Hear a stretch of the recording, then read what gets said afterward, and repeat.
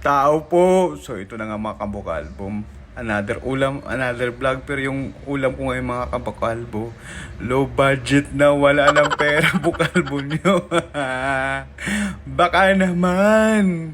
Sa may mga mabubuting puso dyan, baka naman. At ito yung ingredients natin. Sibuyas, bawang, and of course, sitaw.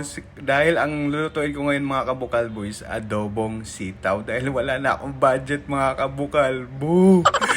Budget ko nito mga kabukalbo, 100 pesos. Itong sitaw, 100 pesos na. Kaya tinawaran ko ng 60 pesos at nakabili pa ako 20 pesos na karne. Oh, di ba? Tapos tingnan yung bukalbo nyo. Oh, di ba kawawa na? Wala na budget. Wala na pagkain. Baka naman! So, ayan na nga bukalbo nyo no, naghihiwa-hiwa na kunwari. Akala mo naman talaga nagluluto, pero di naman pala. Joke lang. Totoo yan mga kabukalbo, nakita nyo naman, di ba? So, ayan na nga kunwari, naghihiwa-hiwa kunwari.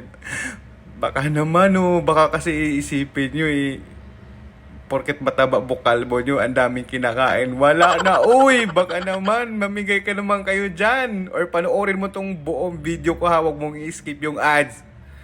Para, alam mo na. So, tingnan nyo naman mga kabukalbo, wala na akong mantika. Itong mantika mga kabukalbo, pang 10 beses ko na ginamit yan. At yan ilagay ko na. Dami ng latak. Ayan na nga, tinataktak ko pa nga mga kabukalbo para masait.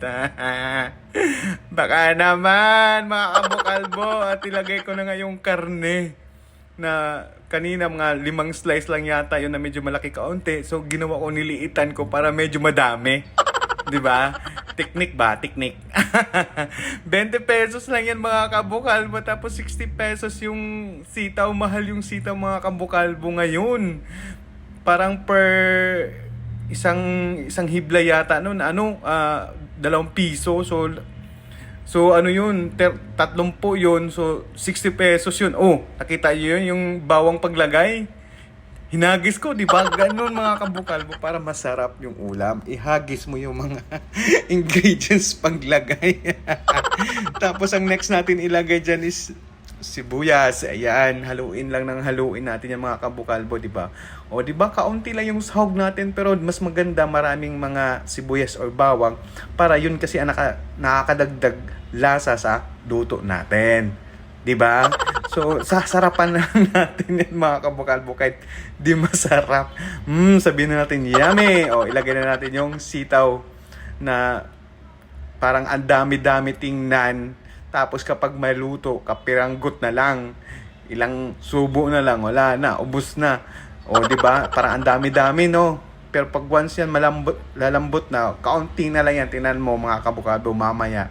So, ang gagawin muna natin, haluin muna ng haluin yan hanggang sa lumambot para magiging matino at ano daw ha? Wala na akong masabi, wala pala sa script yun. Sorry. Di ko sinunod yung script ko mga kabukalbo, pasensya na. So halu-haluin lang natin yan mga kabukalbo ng halu-haluin para mag-mix yung lasa niya para yung, di ba, lahat ay lalambot. Yun.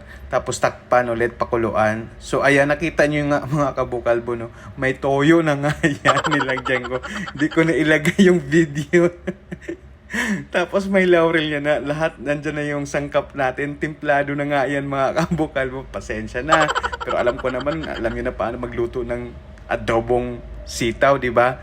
So tara na, kain na tayo mga kabukalbo. O, tingnan mo naman si bukalbo nyo.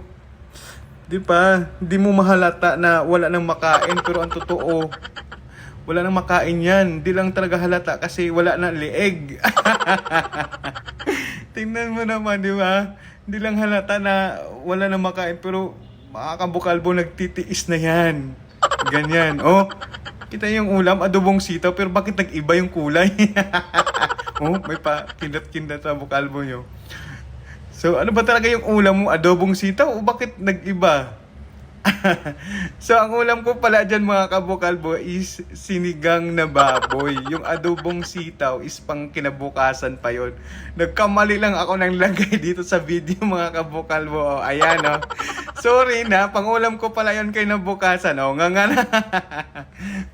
Nagkamali lang ako nilagay, kaya yan na lang nilagay ko mga kabukalbo para may, ano ako, closure. Ayan na, mag-pray muna pala tayo. Sorry. O, di ba ang bait ng bukalbo nyo? Kain na! Sinigang pala ulam ko mga kabukalbo, yung adobo pang kinabukasan pala yun. O, yummy! Yummy, yummy. Parang ako lang. Bye!